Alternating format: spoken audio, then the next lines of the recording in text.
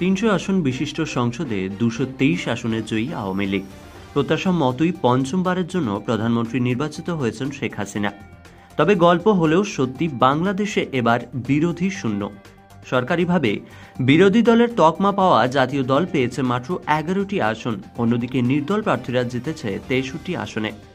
বার্তা 24-এর সম্পাদক ও Indo Bangla Times বিজনেসের রাজনৈতিক বিশ্লেষক আশরাফুল ইসলাম বলেছেন, সদ্য অনুষ্ঠিত বাংলাদেশের আলোচিত জাতীয় নির্বাচনকে ঘিরে সাম্প্রতিক সময়ে আঞ্চলিক ও বৈশ্বিক পর্যায়ে যতটা চর্চা আমরা লক্ষ্য করেছি তা যেন সাবেক রাষ্ট্রপতি আব্দুল হামিদ বর্ণিত গরিবের ভাউজ গল্পটি স্মরণ করিয়ে দেয়।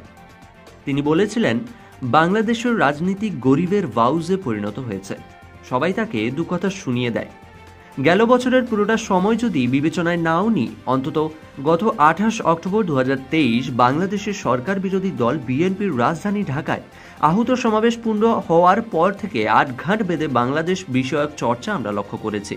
দশকের পর দশক ধরে যারা বিশ্বময় ঔপনিবেশিক শোষণ চালিয়ে মানব সভ্যতাকে দাসত্বের শেকল পরিয়ে রেখেছেন, সেই সব দেশ ও তাদের মহামতি শাসকগণ মুক্তিযুদ্ধের মাধ্যমে স্বাধীন সার্বভৌম বাংলাদেশকে নিয়ে তাদের খবরদারির পরম্পরা বজায় রেখে এসেছিলেন। তার মধ্যেই সার্বভৌমত্বকে অটুট রাখার লড়াইয়ে বলিয়ান থেকে শেখ হাসিনা সরকার তার নির্ধারিত ছকেই একটি সুষ্ঠু নির্বাচনের দিকে এগিয়ে নিয়ে গেছেন।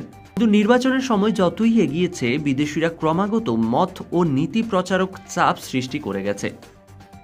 আর এই চাপে বাতাস দিয়েছে দেশের ভেতরের রাজনৈতিক শক্তি। দেশীয় রাজনীতির কৌশলে পরাজিত শক্তিগুলো বিদেশি শক্তির উপর ভর করতে চেষ্টা করেছে। তাতে ব্যবহার করতে চেয়েছে বিদেশি গণমাধ্যম। অর্থ ব্যয়ে কি না হয়, বড় অঙ্কের কাছে বড় মাথা তথা বড় মাধ্যম উভয়ই ধরা দেয়। রাজনৈতিক কৌশল ও নেতৃত্বের অদূরদর্শিতা বা ব্যর্থতার যে অভিযোগ দেশের একটি প্রধান রাজনৈতিক দল বিএনপির বিরুদ্ধে রয়েছে, সেই দলটির ভাষ্যে ভর করে এসব আন্তর্জাতিক গণমাধ্যম যেভাবে বাংলাদেশ ও এদেশের নির্বাচনকে নিয়ে এক ধরনের পারসেপশন সৃষ্টির প্রয়াসে মরিয়া হয়ে উঠে, তাতে তাদের নিয়ে আমাদের প্রশ্ন তোলারও নিশ্চয়ই অনুমতি আছে।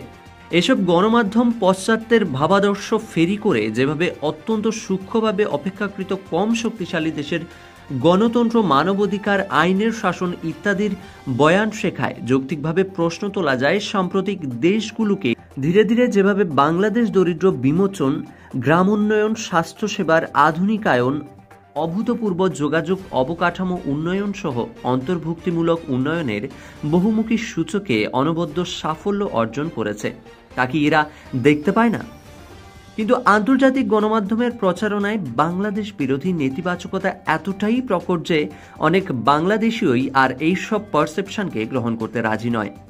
বাংলাদেশের সংকট যদি তারা তুলে ধরতে চান, তবে একই সঙ্গে সম্ভাবনার কথাও তুলে ধরা একটি দায়িত্ব তাদের থেকে যায়। তবেই তাদের সত্যিকারের নিরপেক্ষ বলে জানা যাবে। তা না হলে সেসব গণমাধ্যমের প্রকৃত উদ্দেশ্য নিয়ে সবার মতো আমাদেরও প্রশ্ন থাকবেই।